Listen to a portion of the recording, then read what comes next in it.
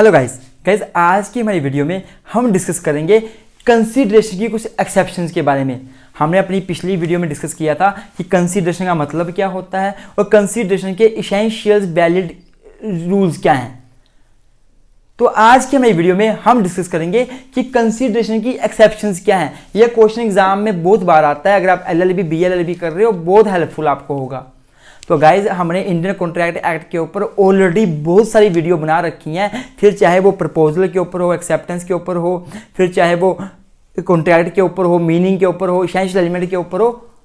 आप सारी वीडियो देख सकते हैं। आपने हमारे चैनल की प्ले लिस्ट में जाना है, वहाँ पे इंडियन कॉन्ट्रैक्ट एक्ट की जो प्ले लिस्ट है, रेड कलर के थंबनेल लगे होंगे, उसके ऊपर रेड कलर का थंबनेल लगा होगा, वहाँ जाना है, सारी वीडियोज़ आपको मिल जाएंगी। अगर आप जूरिस्प्रूडेंस पढ़ना चाहते हैं, अगर आप लॉ ऑफ टोर्ट पढ़ना चाहते हैं, एडमिनिस्ट्रेटिव लॉ पढ़ना चाहते हैं, IPC पढ़ना चाहते हैं, अगर आप इंटरनेशनल लॉ पढ़ना चाहते हैं, ट्रांसफर ऑफ प्रॉपर्टी पढ़ना चाहते हैं, ट्रांसफर प्रॉपर्टी एक्ट पढ़ना चाहते हैं, मतलब प्रॉपर्टी लॉ पढ़ना चाहते हैं, अगर आप मुस्लिम लॉ पढ़ना चाहते हैं, हिंदू लॉ पढ़ना चाहते हैं, तो सारी वीडियोज़ हमने बना रखी हैं अपने चैनल की प्ले लिस्ट में। आपको सारी प्ले लिस्ट मिल जाएंगी, तो आप वहाँ जाके एक्सेस कर सकते हैं और देख सकते हैं। और गाइस अगर आपने हमारे चैनल को सब्सक्राइब नहीं किया है तो आपसे हाथ जोड़ के निवेदन है, अभी कभी चैनल को सब्सक्राइब कर लें और अपने दोस्तों के साथ जरूर शेयर करें। तो आज दोस्तों इसके साथ आज की वीडियो को शुरू करते हैं।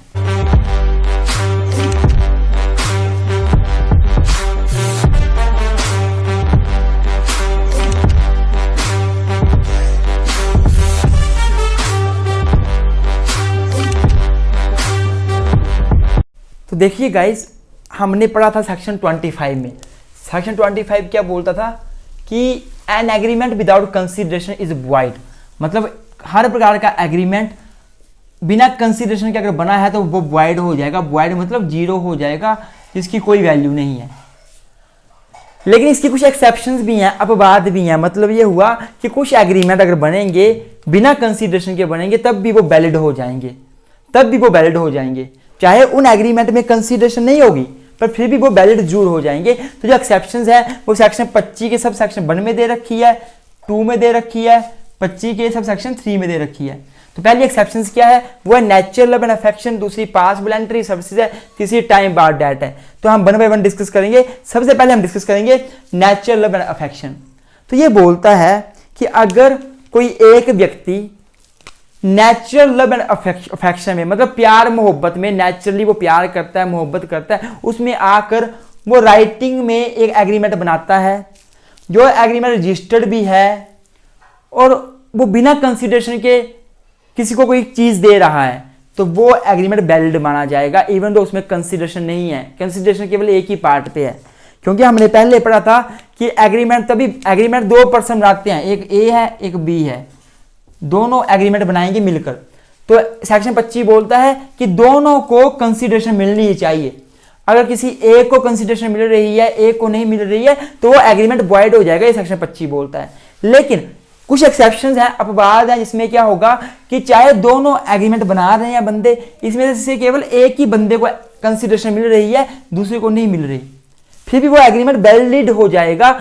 कब हो जाएगा? सेक्शन 25(1) में बोला गया है। सेक्शन 25(1) में ये बोला गया है कि अगर मान लो A और B आपस में एग्रीमेंट बना रहे हैं, वो राइटिंग में है, वो रजिस्टर्ड है और वो प्यार मोहब्बत में बनाया जा रहा है, made on the account of natural love and affection, तो वो एग्रीमेंट वैलिड हो जाएगा। फिर चाहे मान लो किसी एक ही बंदे को कंसीडरेशन मिल रही है, दोनों को नहीं मिल रही। जैसे मान लो मैं हूं, मेरा भाई जो है वो कहीं पे खाना खाता है होटल में, काफ़ी ज़्यादा उसका खर्चा रखा, मतलब उसने 50,000 रुपये का खाना खा रखा, 50,000 रुपये पे नहीं किए हुए हैं। मैं अपने भाई को प्यार भी करता हूँ, मोहब्बत भी करता हूँ, मैं अपने भाई से प्रॉमिस करता हूँ कि भाई मैं तेरे भी हाथ में 50,000 रुपये दे दूंगा, टेंशन मत ले। मैं रिटर्न में दे देता हूँ, एग्रीमेंट रिटर्न में बना देता हूँ, रजिस्टर भी करवा देता हूँ, नेचुरल एंड अफेक्शन में बनाता हूँ। अब मैं अपने भाई के भी हाथ में 50,000 रुपये दे रहा हूँ, मुझे मेरा भाई कुछ नहीं दे रहा, मुझे कंसीडरेशन नहीं मिल रही, मेरे भाई को मिल रही है, पर ये वैलिड कंसीडरेशन मानी जाएगी, इसको वैलिड कंसीडरेशन माना जाएगा सेक्शन 25 सब सेक्शन 1 के अकॉर्डिंग। इसमें केस लॉ है, केस लॉ का नाम है राज लखी देवी वर्सेस भूतनाथ मुखर्जी। बड़ा अच्छा केस है। इस केस में क्या हुआ था, एक हस्बैंड एक वाइफ थे, हस्बैंड और वाइफ ये दोनों आपस में लड़ते रहते थे, बार बार एक ही घर में रहते थे और बहुत ज्यादा लड़ते थे। तो हस्बैंड ने बोला वाइफ को कि तू मुझे आज़ाद कर दे, मेरे से डाइवोर्स ले ले, मेरे से अलग रह ले, दोनों अलग अलग घर में रह लेते हैं, मैं तेरे को पैसा देता रहा करूंगा। वाइफ ने बोला कि मुझे तेरे पे भरोसा नहीं है, तू कल को पैसा ना दे फिर। तो पति ने बोला मैं लिखित में देता हूँ, मैं रिटर्न में देता हूँ, मैं राइटिंग में देता हूँ, रजिस्टर कर ले चाहे उसको, और मुझे कोई दिक्कत नहीं है, तू मेरे से अलग रह ले, शांति के लिए मैं तेरे को पैसे देता रहूँगा। तो ये अलग अलग हो गए और हस्बैंड ने कुछ टाइम पैसे दिए, बाद में पैसे देना बंद कर दिया। तो वाइफ ने हस्बैंड के ऊपर केस फाइल कर दिया ब्रीच ऑफ कॉन्ट्रैक्ट का। तो हस्बैंड ने बोला कि सर सेक्शन 25 बोलता है कि agreement without consideration is void. मैंने एग्रीमेंट इसके साथ बनाया, मैं इसको हर महीने पैसे दे रहा था, पर ये मुझे बदले में कुछ नहीं दे रही, तो मैं क्यों पैसे दूं? तुम्हारा एग्रीमेंट तो वॉइड है, तो मैं इसको पैसे देने के लिए लायबल नहीं हूं। तो वाइफ ने बोला कि नहीं सर, इसने राइटिंग में दिया हुआ है मेरे को, लिख कर ये मेरे को पैसे देगा, मैंने रजिस्टर्ड भी करवा रखा है, तो मुझे पैसे मिलने चाहिए। सेक्शन 25 और सेक्शन 1 के अंदर एक्सेप्शन आ जाती है मेरी। पर कोर्ट ने बोला कि इवन दो तेरे को उसने राइटिंग में दिया है, रजिस्टर भी हो गया है, पर जो तेरे को इसने अलग होने के को बोला या तेरे को पैसे देने का प्रोमिस किया, वो नेचुरल लव एंड अफेक्शन में नहीं दिया, तेरे को प्यार मोहब्बत नहीं करता, वो तेरे से पीछा छुड़ाना चाहता था, तो तेरे को अलग होने के लिए बोला उसने। तो यहाँ पे नेचुरल लव एंड अफेक्शन का एलिमेंट मिसिंग है, इसलिए तू जो है सेक्शन 25 और सेक्शन 1 के अंदर नहीं आएगा तेरा केस, और तेरे को जो है तेरे एग्रीमेंट को वॉइड ही माना जाएगा, क्योंकि एक्सेप्शन में नहीं आएगा और तेरे को कोई पैसा नहीं मिलेगा। तेरा एग्रीमेंट वॉइड एग्रीमेंट है, कोई पैसा नहीं मिलेगा। दूसरा जो पॉइंट है वो है पास वॉलंटरी सर्विसेज। पास वॉलंटरी सर्विसेज मतलब पास्ट में वॉलंटरली अपनी इच्छा से किसी बंदे ने अगर आपको सर्विसेज दी हैं, आपने उसके ऊपर खुश होकर किसी को कुछ प्रोमिस कर देते हो कि पैसा देने के लिए प्रेजेंट में, तो वो वैलिड माना जाएगा, वैलिड होगा। जैसे मान लो क्या हुआ, ए ने क्या किया, ए ने बी का पर्स ढूंढा, बी का पर्स गुम हो गया था, ए ने ढूंढा, और ए ने बी का पर्स ढूंढकर बी को वापस दे दिया। तो बी ने प्रोमिस किया, बी प्रोमिस कर रहा है कि वो ए को 100 रुपये देगा, तो ये एक वैलिड कॉन्ट्रैक्ट है। इवन दो इस केस में क्या है, बी तो ए को 100 रुपये दे रहा है, पर ए तो बी को कुछ बदले में नहीं दे रहा। उसने तो पास्ट में अपनी इच्छा से वॉलंटरली कुछ सर्विसेज की थी कि खोया हुआ पर्स ढूंढ के दे दिया। तो इस केस में क्या होगा, चाहे इवन तो बी पैसे दे रहा है ए को, ए बदले में कुछ नहीं दे रहा, तब भी ये वैलिड कॉन्ट्रैक्ट बनेगा। No agreement, no consideration, no agreement वाला रूल यहां भी अप्लाई नहीं होगा, क्योंकि ये एक्सेप्शन में आ जाएगा। जैसे मान लो वही बात है, मैं डूब रहा था पानी में, मुझे ए ने बचाया, जब बचा लिया उसने क्या किया, उसने वॉलंटरली सर्विसेज दी मेरे को, वॉलंटरली अपनी इच्छा से मेरे को बचाया, मेरे लिए सर्विसेज दी पास्ट में। तो अब उसकी पास वॉलंटरी सर्विस से खुश होकर मैं बोलता हूं कि मैं तेरे को 5,000 रुपये इनाम दूंगा। तो ये क्या है, ये एक वैलिड एग्रीमेंट है, वैलिड कंसीडरेशन है मेरी तरफ से। मैं उसको बोल रहा हूं मैं तेरे को 5,000 रुपये दूंगा, वो तो मुझे बदले में कुछ नहीं दे रहा, तो मैं बोलता हूं। अब बाई चांस कल को मैं उसको 5,000 रुपये देने से मना कर देता हूं बाई चांस, तो वो बंदा मेरे पे केस फाइल कर सकता है। तो अगर मैं प्ली लेता हूं कि सर मैं तो उसको 5,000 दे रहा हूं, बदले में मुझे ये क्या दे रहा है, कुछ नहीं दे रहा, तो नो कंसीडरेशन, नो एग्रीमेंट वाली बात यहां पर अप्लाई होनी चाहिए। तो कोर्ट बोलेगा नहीं, ये केस सेक्शन 25 और सेक्शन 2 में आ रहा है, अपवाद में आ रहा है, एक्सेप्शन में आ रहा है, जिसमें क्या बोला गया है कि अगर कोई एक व्यक्ति किसी दूसरे व्यक्ति की पास वॉलंटरी सर्विसेज से खुश होकर कोई प्रोमिस करता है कुछ अमाउंट देने के लिए, तो वो चाहे उस व्यक्ति को फिर बदले में कोई कंसीडरेशन ना मिल रही हो, तो वो वैलिड एग्रीमेंट होता है और बाउंडेशन हो जाती है पार्टीज की, पैसा देना पड़ेगा। मतलब आई होप आपको समझ आ गया है। यही बताना चाहूंगा, इंग्लैंड की बात की जाए, इंग्लैंड जो है, इंग्लैंड में पास्ट वॉलंटरी सर्विसेज है ना, पास्ट वॉलंटरी सर्विसेज का मतलब ये हुआ कि पास्ट में कुछ सर्विसेज दे दी, उन सर्विसेज के बेस में अगर बंदा कुछ पैसा देने की बात करता है, वो होती है पास्ट कंसीडरेशन, उसको पास्ट कंसीडरेशन भी बोलते हैं, हमने पिछली वीडियो में पढ़ा था। तो जो इंग्लैंड है वहां पे, इंग्लैंड में क्या है, past consideration is no consideration, allowed नहीं है, इंडिया में अलाउड है। फिर तो तीसरा पॉइंट आता है कंसीडरेशन का, जो अपवाद है, नो कंसीडरेशन नो एग्रीमेंट, इसका जो अपवाद है वो क्या है, time bar date. Time bar date का मतलब क्या हुआ, पर टाइम बार डेट समझो, टाइम बार डेट का मतलब होता है कि टाइम की वजह से डेट के ऊपर बार लग गया, अब आप अपना उधार वापस नहीं दे सकते। एग्जाम्पल देता हूं, ए ने बी को 10,000 रुपये का उधार दिया, ए ने बी को 10,000 रुपये का उधार दिया, बी ने बोला मैं 1 जनवरी 22 को वापस कर दूंगा। पर 1 जनवरी 2022 आ गया, बी ने उधार वापस नहीं किया, ए ने मांगा, बी ने बोला मैं नहीं आपको उधार वापस करता, मेरे पास पैसे नहीं है। अब ए के पास राइट है, लिमिटेशन एक्ट 1963 यह बोलता है कि ए बी के अगेंस्ट केस फाइल कर सकता है और अपना उधार वापस ले सकता है। पर जब से बी जो मेच्योरिटी डेट हुई थी, जब से बी ने मना किया जिस डेट से, तब से लेके अगले 3 साल के अंदर अंदर केस फाइल किया जा सकता है। मतलब जो ए है वो बी के अगेंस्ट केस फाइल कर सकता है 1 जनवरी 2023, 24, 25 से पहले। 22 से 23 1 साल हो गया, 23 से 24 2 साल हो गया, 24 से 25 3 साल। मतलब 3 साल के अंदर अंदर केस फाइल करना पड़ता है। अगर 3 साल के अंदर अंदर केस फाइल नहीं किया तो ये डेट क्या बन जाएगा, time bar date. Time bar date का मतलब ये हुआ कि अगर 2027 में, मान लो 2027 में ए केस फाइल करता है बी के अगेंस्ट पैसा वापस लेने के लिए, तो कोर्ट बोलेगा कि हम आपके केस को एंटरटेन नहीं कर सकते क्योंकि आपका जो उधार है डेट है वो टाइम बार हो गया, उसके ऊपर टाइम का बार लग गया है। 3 साल तक आप केस फाइल कर सकते थे, आपने 5 साल के बाद किया तो हम आपके केस को एंटरटेन नहीं कर सकते, वो कोर्ट डिसमिस कर देगा। तो ये होता है टाइम बार डेट। अब इस डेट को टाइम बार डेट बोलेंगे।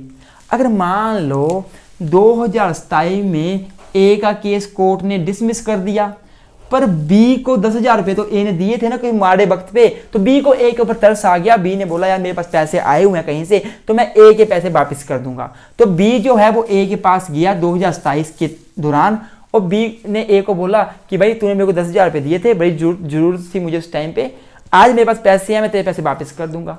और ए ने उस चीज को रिटर्न में ले लिया, रिटर्न में ले लिया, लिखा लिया, रिटर्न में लिखाया, रिटर्न में बोला नहीं, रिटर्न में लिखा लिया।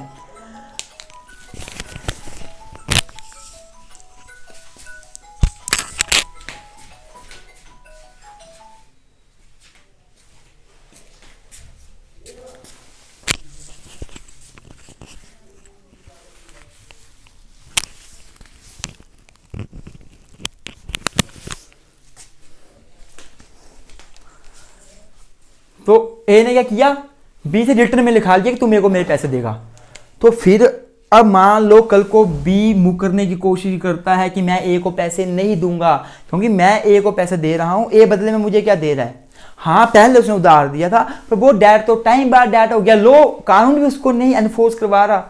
तो मेरे को तो ये आज प्रेजेंट में कुछ नहीं दे रहा है, मैं इसको 10,000 दे रहा हूं, ये मुझे बदले में क्या दे रहा है।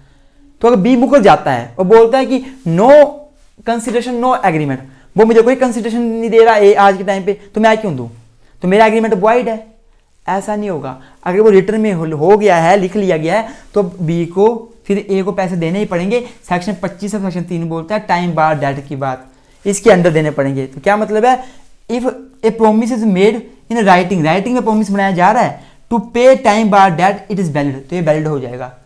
अब बी जो है ए को प्रोमिस करता है मैं तेरे को तेरे पैसे वापस करूंगा, रिटर्न में दे रहा है, तो ये वैलिड एग्रीमेंट माना जाएगा इवन दो बी को बदले में कुछ नहीं मिल रहा है आज के टाइम पे। आप बोलोगे सर पहले तो मिला था, तो पहले जो मिला था वो बात अलग है, वो तो कोर्ट ने ही बोल दिया टाइम बार डेट है, कोर्ट बोलता है हम भी नहीं दिलाएंगे, तो मतलब बी तो लोग नजर में बाउंड है नहीं देने के लिए। आज के टाइम पे बी ने प्रोमिस कर दिया मैं तेरा पैसा वापस कर दूंगा, रिटर्न में हो गया वो, तो कल को बी मुकरता है तो ए उसके अगेंस्ट केस फाइल कर सकता है और बी को पैसे देने पड़ेंगे। बी ये प्ली नहीं ले सकता कि मैं तो उसको 10,000 दे रहा हूं, ये बदले में मुझे क्या दे रहा है, कुछ नहीं दे रहा, तो no consideration no agreement, agreement is void, ये वाली प्ली यहाँ पे नहीं चलेगी।